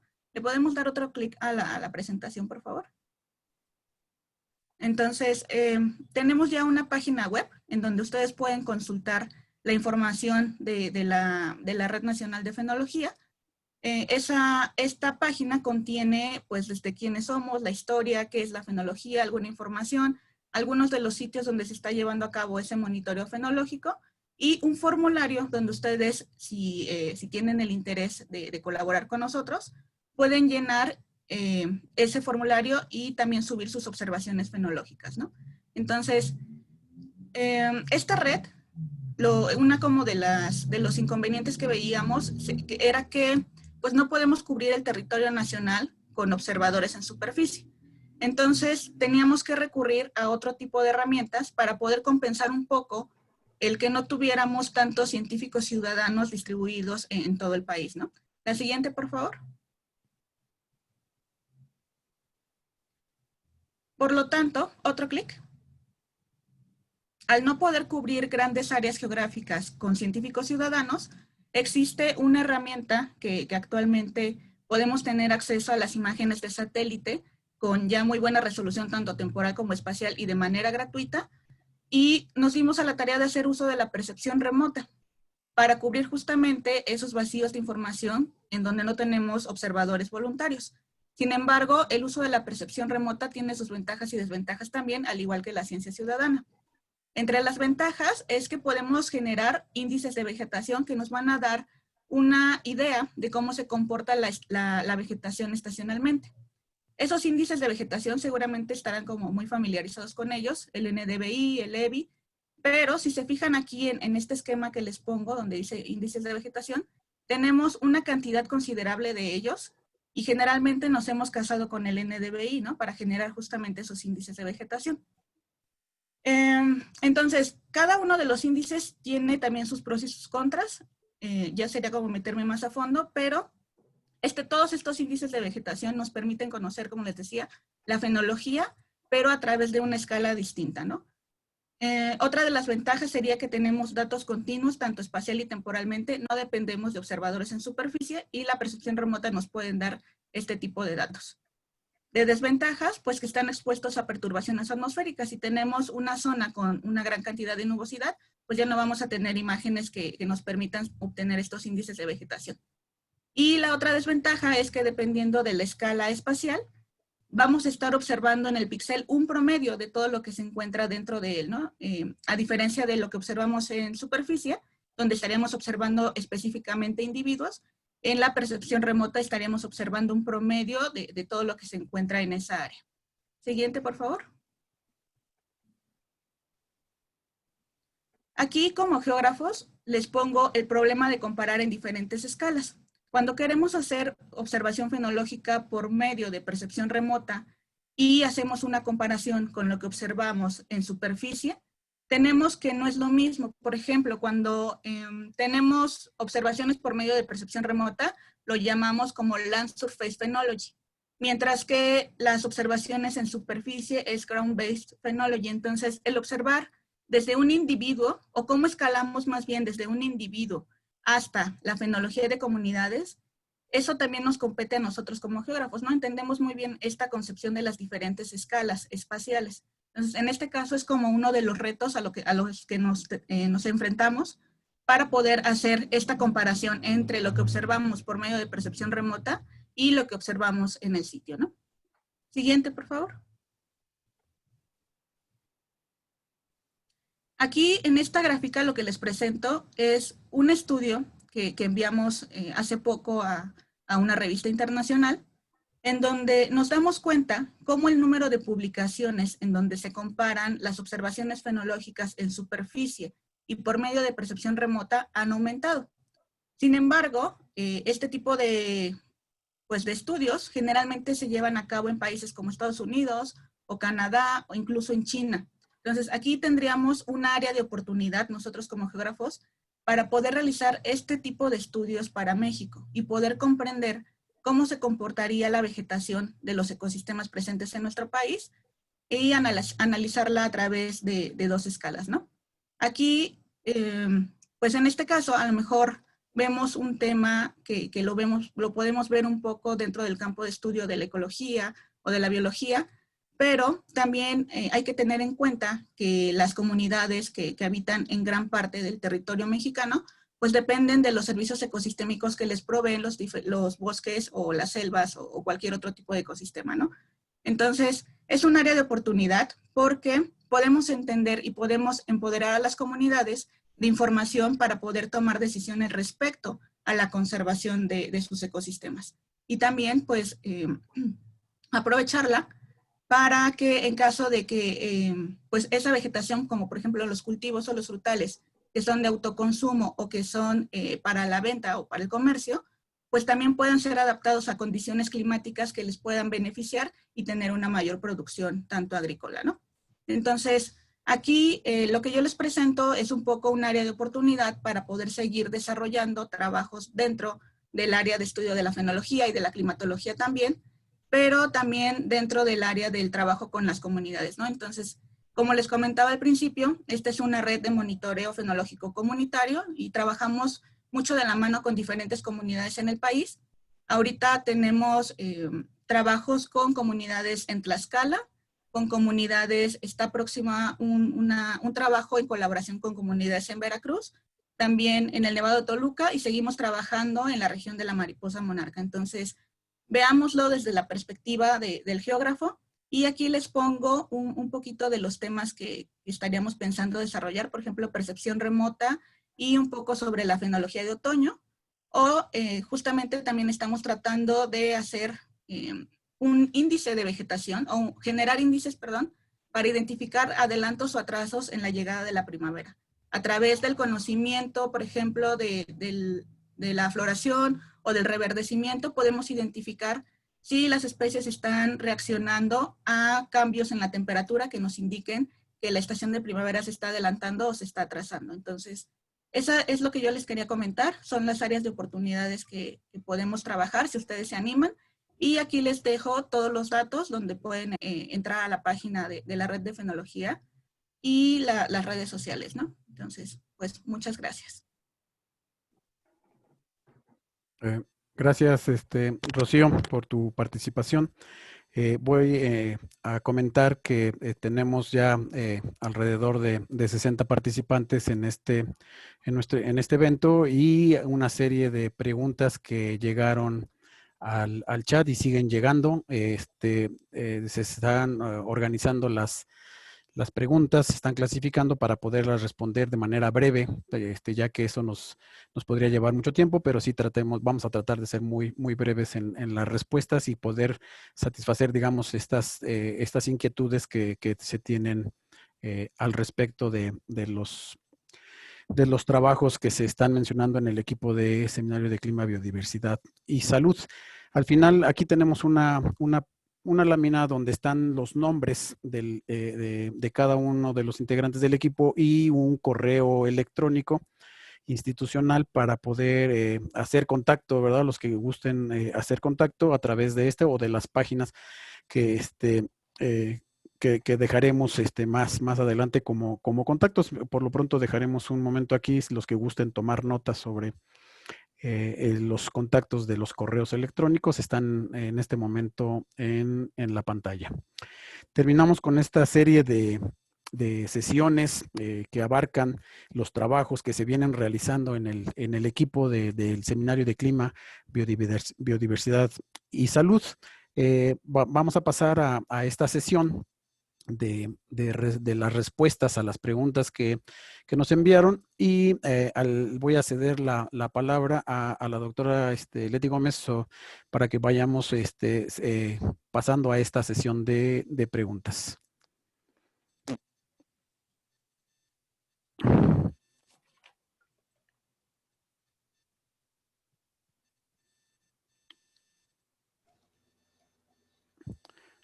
Buenas tardes. Muy buenas tardes a todos. Pues muchas gracias por permanecer en la reunión. Si tenemos más de 60 personas es que hubo muy buen poder de convocatoria de todos los profesores y sobre todo para los alumnos que están en la licenciatura en Geografía y el posgrado y colegas investigadores que están en el Instituto de Geografía. Muchas gracias por asistir. El doctor Rodolfo Acuña tuvo que salir a hacer unas diligencias a una reunión de los estudiantes de medicina, pero nos dejó ya aquí encargados para poder dar respuesta hasta la medida de nuestras posibilidades y conocimiento sobre las preguntas que tienen que ver con cuestiones de salud. Entonces aquí en el chat tenemos varias preguntas. La primera de ellas está relacionada con las características que pueden dar condiciones de riesgo para la presencia de cáncer y que en algunas instituciones se han detectado que tienen que estar asociados, pueden estar asociadas a condiciones de comorbilidad. Dice la pregunta de Mau, y como mencionaban al principio, el melanoma y su relación con las regiones de mayor incidencia en el país, una enfermedad crónica como el cáncer y diabetes, etcétera, se pueden determinar de igual forma por las condiciones o regiones geográficas en alguna región del país. Por ejemplo, para determinar otros condicionantes como pueden ser los hábitos y la alimentación, la genética, etcétera.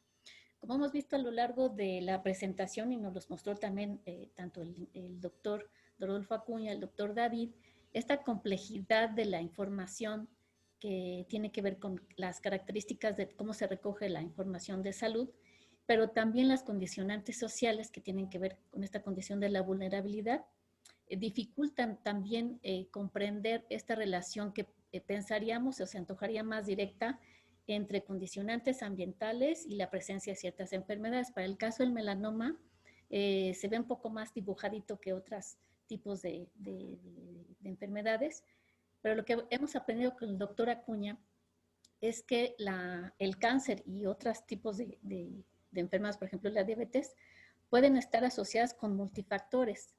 Alguna condicionante genética se puede determinar, pero la mayor parte de estas está asociada o a la alimentación, a la condición de las localidades, a la cantidad de contaminantes a las que están expuestas las comunidades, ya sea ciudades o comunidades rurales, pero también a las condiciones de accesibilidad a los centros de salud.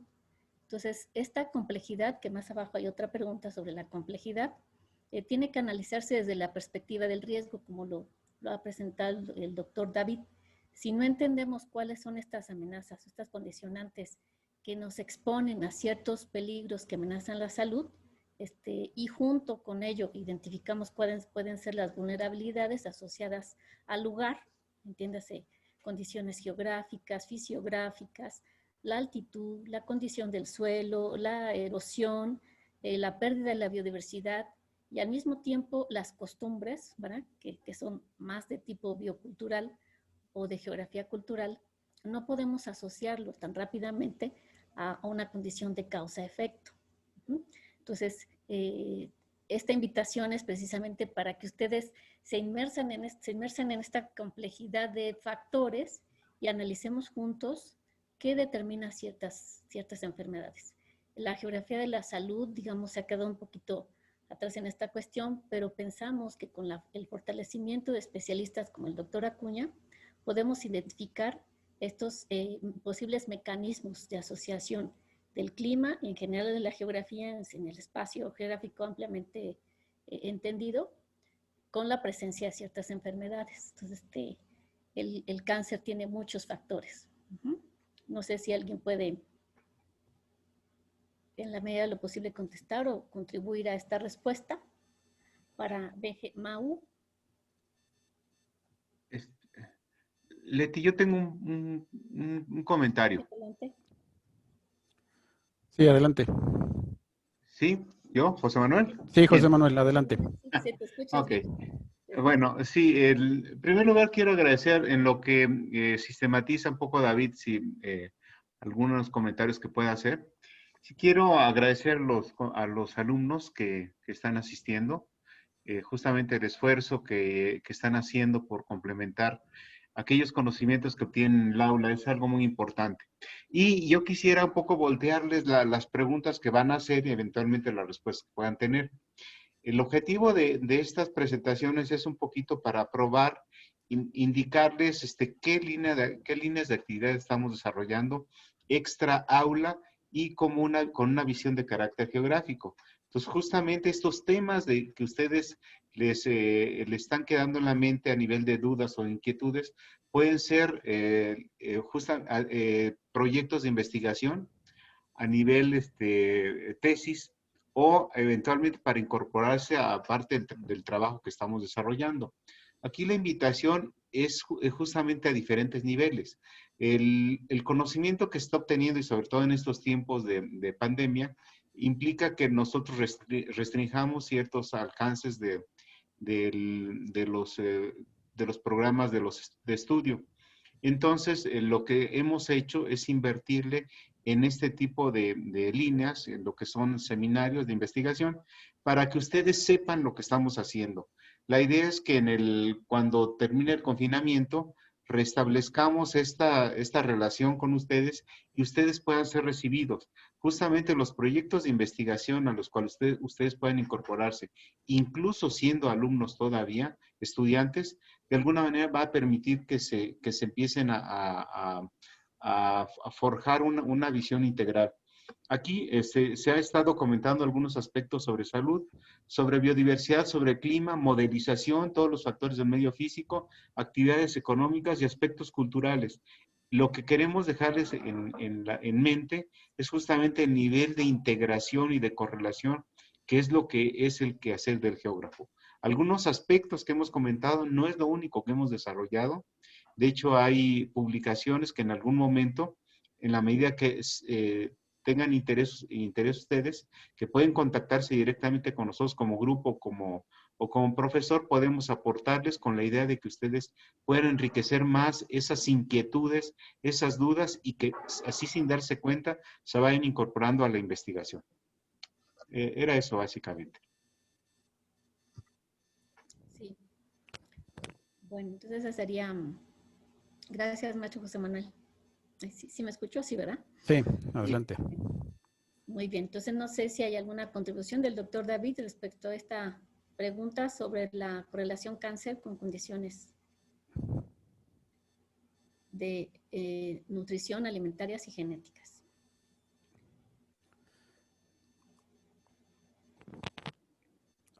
Ok, entonces está en el chat.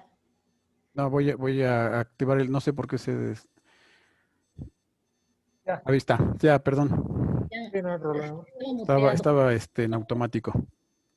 Pues realmente no me gustaría agregar nada a lo que la doctora Leti mencionó sobre esta pregunta. Tal vez solo traer la sintetización de lo que les decía, que hay un triángulo. Entonces podemos asociar esta pregunta al triángulo de la problemática compleja que yo les presenté. Por ejemplo, ya sea, por un lado tenemos en un lado la parte salud, en la parte de abajo la parte vulnerabilidad y en la otra la parte clima. Entonces, no es un problema solamente que sea de arriba hacia abajo. ¿Qué quiero decir de arriba hacia abajo? Que sea de que el clima es el que gobierna y causa todos los impactos hacia abajo, Es un problema en el que también desde abajo pueden ver los posibles causantes, ya sea biológicos o genéticos, culturales, por ejemplo, por la nutrición, etc. Entonces, me parece que, como dice bien el maestro José Manuel, pues más que un seminario de investigación, es un seminario de proyectos que podrían servir. Entonces, pues quiero hacer énfasis en eso, ¿no? Que las preguntas, como bien dice el maestro, podrían servir para llevarlos a un problema interesante. A medida de lo posible, nosotros podemos direccionar hacia dónde van. Eso sería lo que tendría que decir al respecto. Muy bien. Sí, muy bien. Gracias, doctor Cermeño. Y a lo mejor podríamos englobar varias de las preguntas que vienen aquí. Por ejemplo, Estrella Cruz nos pregunta si se ha pensado en la relevancia que tienen las áreas metropolitanas y poder identificar una regionalización de enfermedades, ya que aquí vive la mayor parte de las poblaciones en las ciudades y que albergan gran cantidad de la población mundial. Es precisamente a lo que estamos apostando en este seminario. Tenemos gran diversidad de enfermedades y factores que se nos antoja una parte que hemos mencionado, el trabajar con zonas metropolitanas.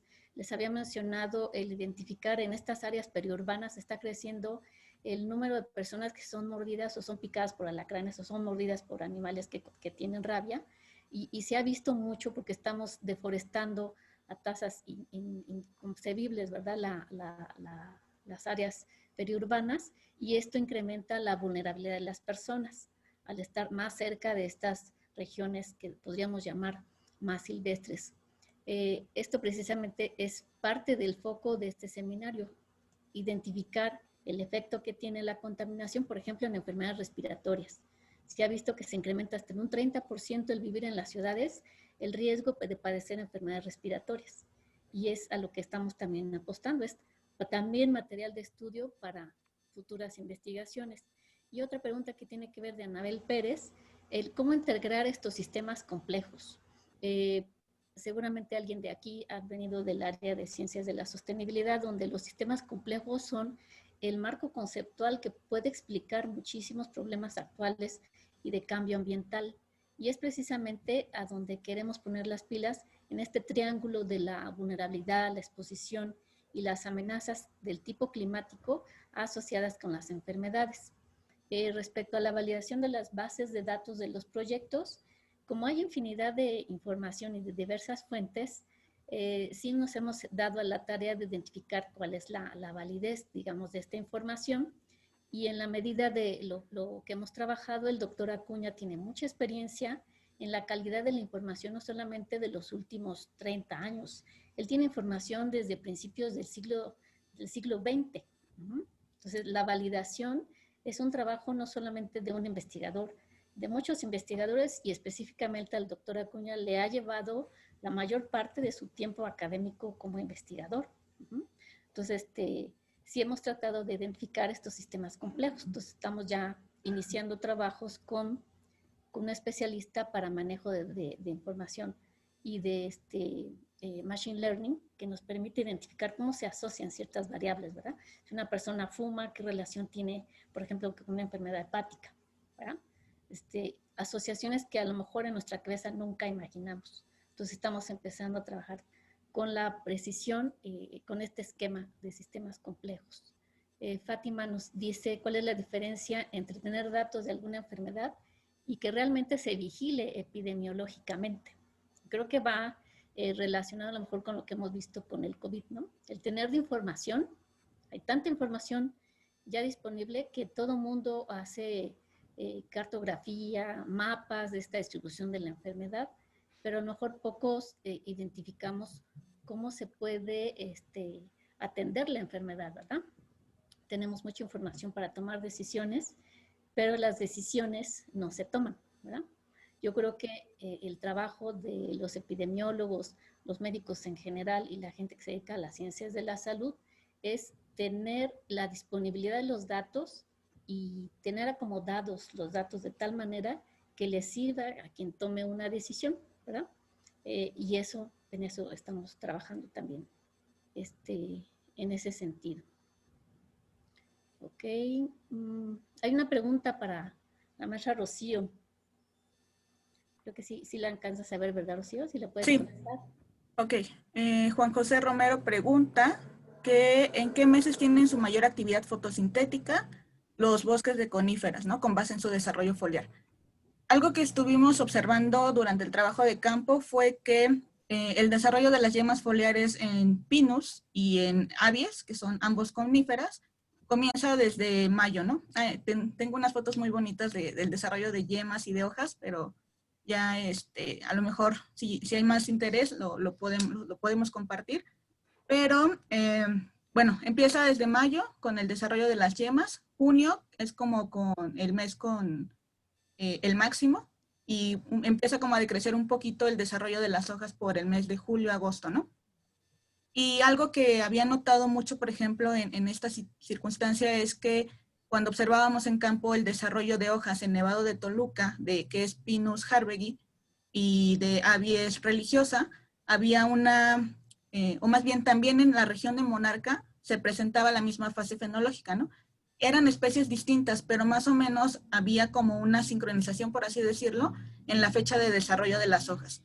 Y ahora que analicé, por ejemplo, los NDVIs, también se nota ese aumento en los valores de NDVI de los meses de mayo, junio, julio, y cómo comienza a decrecer. Entonces, en esta comparación de análisis transescalar de lo que observamos en superficie, observamos por medio de percepción remota, encontramos esa relación entre ambas formas de observación y más bien, bueno, así en general, esos serían los meses donde encontramos la mayor actividad fotosintética. Ok, gracias. Y a lo mejor la siguiente pregunta de Roberto LD, si la puede contestar David, dice, con los aumentos de las temperaturas medias en los últimos años en la Ciudad de México, ¿qué tanto riesgo existe de incremento de casos de golpes de calor o hipertermia en la Ciudad de México? ¿El micro? Muy buena pregunta. De hecho, en la pregunta viene parte de mi respuesta. ¿Qué tanto? No se sabe. Hay una falta de análisis cuantitativos que dice uno, bueno, pues, ¿dónde están los especialistas? Pues sí se sabe, como dice la pregunta, que puede haber un incremento, ¿no? ¿Qué tanto? ¿Quién sabe? Y yo le agregaría, aparte de qué tanto cuantitativamente, ¿dónde? ¿Dónde y en qué grupos poblacionales? Por ejemplo, a los más viejitos, a las personas más vulnerables con índices altos de pobreza. Eso sería yo creo que una pregunta muy interesante, o sea, ponerle en números específicos las probabilidades cuánto se ha incrementado en un futuro, por ejemplo, en 2-3 décadas, cuánto se puede estar incrementando y sobre todo dónde. El dónde es importante para determinar el tipo de medidas de adaptación que se requieran, la política pública que sea necesario para tratar de mitigar esos impactos. Entonces ahí está un claro ejemplo de una posibilidad de un estudio. Y yo creo que una cosa que me faltó decir en mi presentación es que este es un área muy rica. Casi por donde uno le rasque hay un problema que nadie ha investigado claramente o cuantitativamente. Entonces, yo creo que por eso es la importancia que dice el doctor Acuña de tener datos. Cuando una vez tiene uno los datos, uno los puede documentar y es un estudio que va a ser bastante nuevo porque desafortunadamente pues no hay tantos estudios al respecto en términos de causas. O sea, sí hay muchos estudios descriptivos, pero cuando le rasca uno tantito, uno empieza a preguntar, bueno, ¿por qué? ¿Por qué? ¿Por qué? Y ese por qué es donde queda bastante corto. Y, bueno, yo creo que es algo bueno de estar en esta área. Hay muchos temas de tesis, eso podría ser alguno.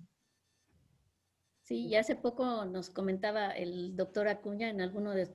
Nosotros nos vemos más o menos cada 2 semanas en un seminario de investigación y nos comentaba él que el riesgo es básicamente por golpes de calores, son infartos al miocardio. Pero que se ha visto que esta distribución de las edades más comunes, que son entre los 50 y 60 años y luego en las personas mayores, se decrementa cuando hay condiciones de más ventilación en las viviendas. Entonces piensen, por ejemplo, el tamaño de las viviendas, que si hay datos en INEGI, cómo se podría relacionar con la presencia de estas amenazas de ondas cálidas.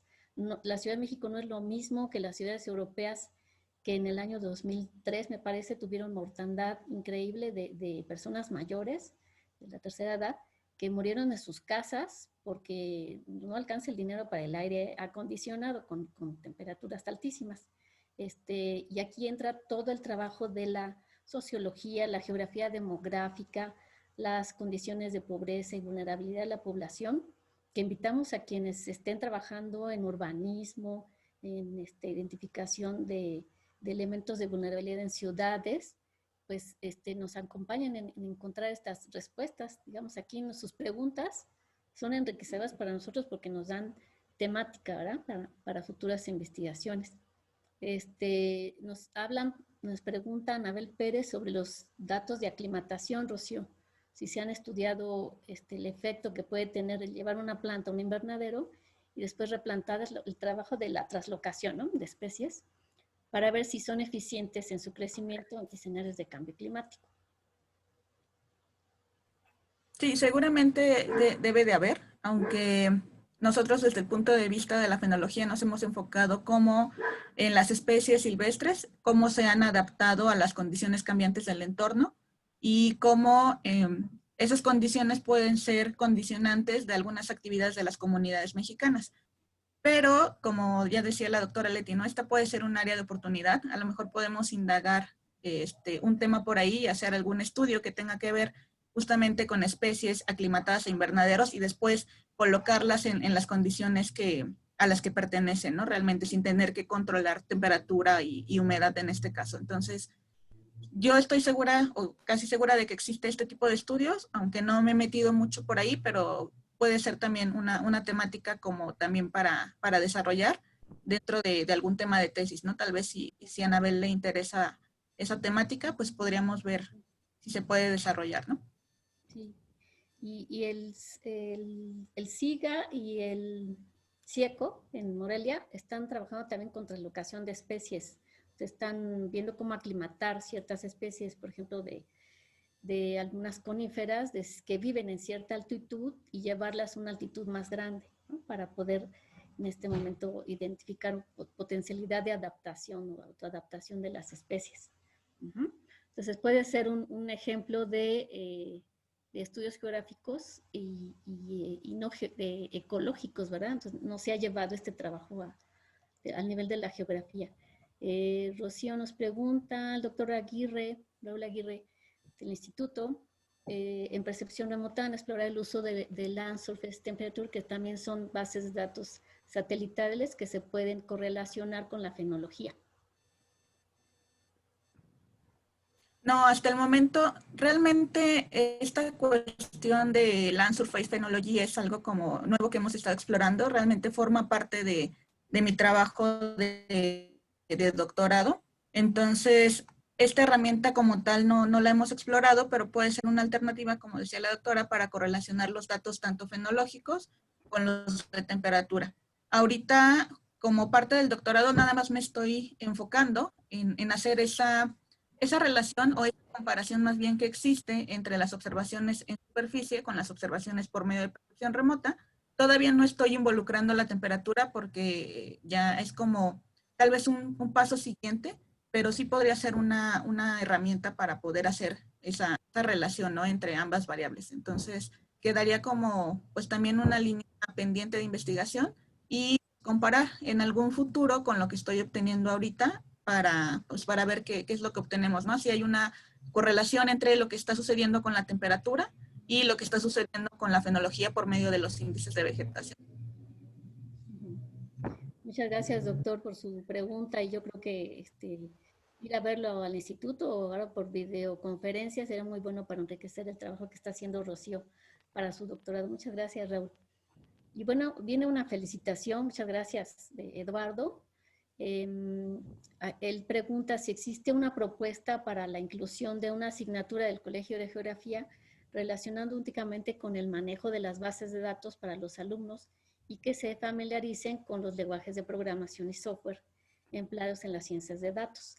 Esta es interesante pregunta y yo la voy a retomar porque formo parte de la Comisión de Revisión del Plan de Estudios del Colegio de Geografía y ha sido una demanda de los estudiantes en general que se les enseñe programación, ¿verdad? Hemos trabajado mucho en la información geográfica, sistemas de información y percepción remota, pero poco estamos entrenando a los alumnos en el manejo del lenguaje para programación, sobre todo cuando hay cantidades enormes de información y bases de datos como las que nos ha mencionado el doctor Acuña. Pues esta lista interminable que mostró es, digamos, una probadita de la tanta información que él tiene disponible y con tanta generosidad nos ha proporcionado también para que salgan de ahí preguntas interesantes sobre clima, salud y en general cuestiones sociales y geográficas. Entonces voy a tomar la pregunta. No se ha hecho este trabajo de incorporar esta nueva materia. Hay algunos profesores que la incorporan para el área de percepción remota y sistemas de información geográfica, pero no básicamente una materia de programación. Es muy, muy necesario. Yo tomo nota para llevarla a la Comisión de Revisión del Plan de Estudios. No sé, José Manuel, si quiere comentar al respecto. ¿Me permites comentar algo, Leti? Sí, adelante. Adelante. Sí, creo que la respuesta de la doctora Leti Gómez es la adecuada. Una característica que tiene geografía, sobre todo en las últimas épocas, es que cada vez se acelera más la necesidad de incorporar tecnologías y conocimiento de este tipo. Entonces, una vez que se aprueba un plan de estudios, un día después ya es obsoleto por todo el avance tecnológico que se ha tenido. El trabajo que está desarrollando el maestro Enrique Muñoz en sistema abierto y el trabajo que hacen los profesores del escolarizado de las materias de Sistema de Información Geográfica y Percepción Remota, de alguna manera implica un esfuerzo que puede ser insuficiente para que los alumnos adquieran este tipo de información, de conocimiento y de herramientas para enfrentar justamente su trabajo profesional. Sin embargo, un primer objetivo por parte de los seminarios que estamos coordinando es justamente que los alumnos se sensibilicen justamente con esta necesidad. Actualmente el mercado laboral requiere justamente especialistas agresivos con conocimientos y con un nivel de información acerca de las tecnologías que cada vez es mayor. Eso no demerita la necesidad de la parte teórica, pero sí nos permite entender que la tecnología en geografía como tal, o sea, como parte del grupo de las ciencias ambientales y de las partes tecnológicas que se requiere, es muy importante. Entonces, qué bueno que se sensibilicen. Afortunadamente, la doctora Leticia Gómez puede canalizar esta necesidad y en su momento tendrá que verse reflejado en el nuevo plan de estudios. Sí, yo creo que agregar a esta pregunta o a esta solicitud que el ser de la idea, por ejemplo, yo soy de la idea de que ahora ya se pueden generar laboratorios, ¿no?, de geotecnología de manera virtual, porque existen, ¿no? Ahora ya existen muchas plataformas, como lo mencioné, plataformas e información que están en diferentes instituciones de investigación, instituciones gubernamentales, que se puede hacer la propuesta de estos laboratorios de geomática o de geotecnologías a distancia y utilizar las herramientas que existen, que están en línea, y utilizar la información que está en línea. Entonces, tenemos como esa capacidad, o podríamos tener esa capacidad de hacer este tipo de laboratorios desde las instancias académicas, que es cuando se requieren más los recursos económicos, ¿no? Pero encontrar esta información, canalizar esta información y aplicarla con estas propuestas de bases cartográficas, de bases geográficas que tenemos, enfocarlas hacia estos objetivos, en particular los que tenemos en este equipo, pudiera funcionar este tipo de materias como lo menciona Eduardo, ¿no? En su inquietud. Entonces, hacer este tipo de propuestas yo creo que se pueden realizar y no solo tener ese laboratorio físicamente, sino tenerlo virtualmente y entonces poder hacer lo que queramos, ¿no? A través de todas estas herramientas que están en línea.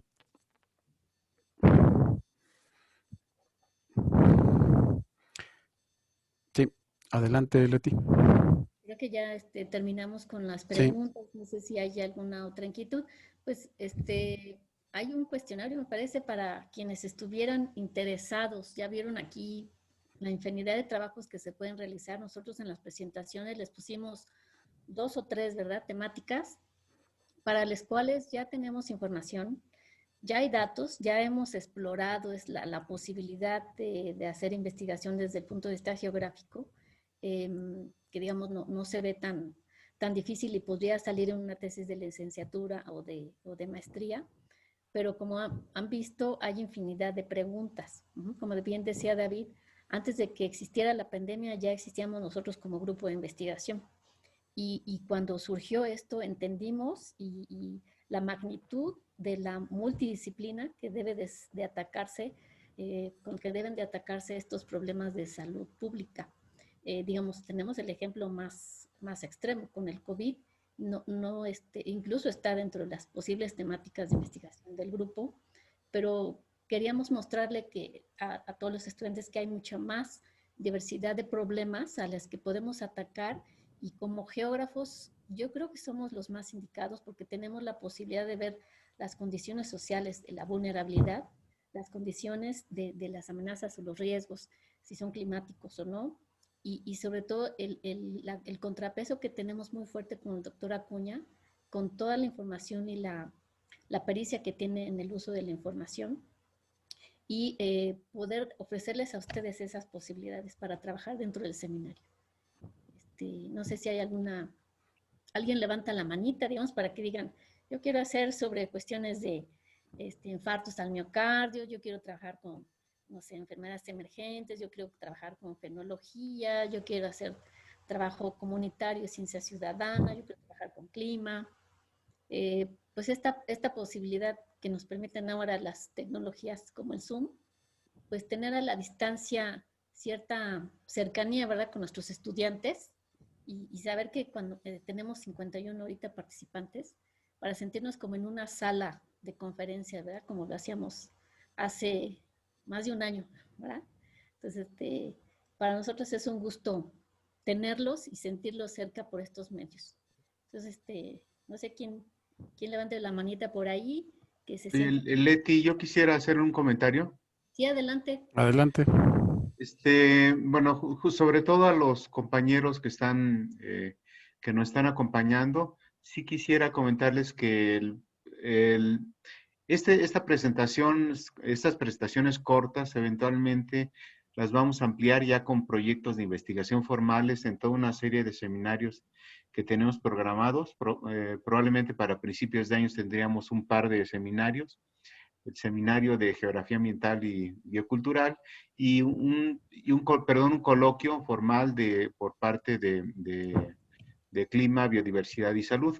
Entonces, eso va a implicar ya justamente el que se tengan una idea más formal, más desglosada de lo que estamos realizando, y sí los invitamos a que no se pierdan, que se acerquen a nosotros y que entiendan que justamente su formación como geógrafos implica que entiendan no nada más lo que se trabaja en el aula, sino la investigación que potencialmente se hace en la facultad y que se liga totalmente con las necesidades que se requieren a veces en el instituto. Entonces, somos la misma comunidad y somos una comunidad que de alguna manera queremos que ustedes se formen, que se desarrollen, pero eso sí implica, ahí va el mensaje y el sermón, de que ustedes se esfuercen un poco más. El hecho que ustedes hayan invertido 2 horas en este tipo de eventos implica contactos, implica ligas, implica que a ustedes les surjan ciertas inquietudes y que sepan que existimos profesores o investigadores que estamos dispuestos a apoyarlos. Gracias. Doctor Cermeño, la maestra Rocío, si quieren dar un último mensaje. Bueno, pues igual, yo creo que fenología es un área que no se ha explorado mucho en el colegio, a lo mejor un poco relacionado nada más con la agroclimatología, los cultivos, algunos frutales que hemos llevado a cabo en el huerto fenológico cuando tuvimos la oportunidad, pero esto va como más allá, ¿no? Más de lo que, como ya lo que les presenté, un poco sobre la percepción remota, utilizar otras herramientas complementarias para también evaluar este tipo de fenómenos. Y pues también en cuanto a lo que ya también les decía, la relación entre la fenología y los posibles impactos, no solo en la vegetación, sino también el trabajar con comunidades. Entonces, yo lo veo como un área de oportunidad, si les parece interesante como esa área. Y creo que todavía hay como muchas cosas que explorar en esa temática, en la parte de percepción remota y fenología, en la fenología de bosques, que es como una de las partes en las que yo más me especializo. Hay pocos trabajos, perdón, para México. Entonces, en esa gráfica que yo les mostraba, donde veíamos los diferentes estudios a nivel internacional, por ahí México figuraba en con un solo estudio, ¿no? Desde ese periodo de tiempo que se analizó. Entonces, considero que se puede hacer todavía muchísimo en ese ámbito y pues contribuir no solamente al conocimiento geográfico, ¿no? Sino, como ya lo mencionaba, el trabajo con las comunidades y pues el trabajar como geógrafos para las comunidades es como aportar algo extra más allá de la elaboración de una tesis o de un trabajo de investigación, ¿no? Estamos aportando ya algo a la sociedad y algo que pueden utilizar las personas como para su beneficio y su propia toma de decisiones. Entonces, creo que puede ser una buena opción si están interesados en esa temática.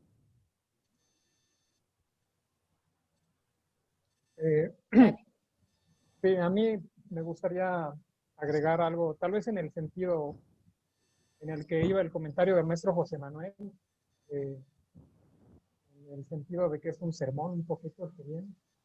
Es que, por ejemplo, tienen problemas interesantes, bases de datos, asesores que les pueden ayudar nosotros en prácticamente todo, ¿no? Si piensan que, por ejemplo, son muy complicados estos problemas, la verdad no. O sea, nosotros somos un grupo que echamos la mano, ¿no? O sea, con el manejo de datos, con meternos al programa, con meternos a Excel. O sea, nosotros entramos al trabajo de ensuciarnos las manos, perdón.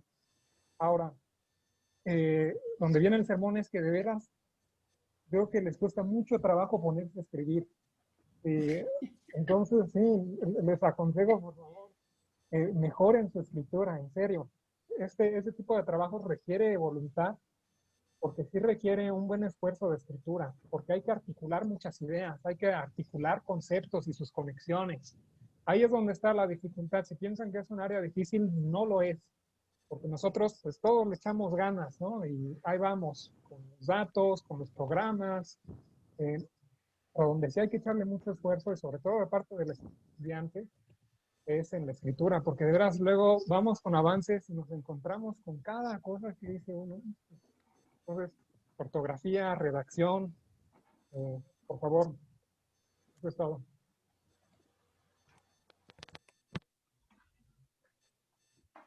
Muy bien. Y bueno, ya para finalizar, tal vez ya recomendar, ¿verdad?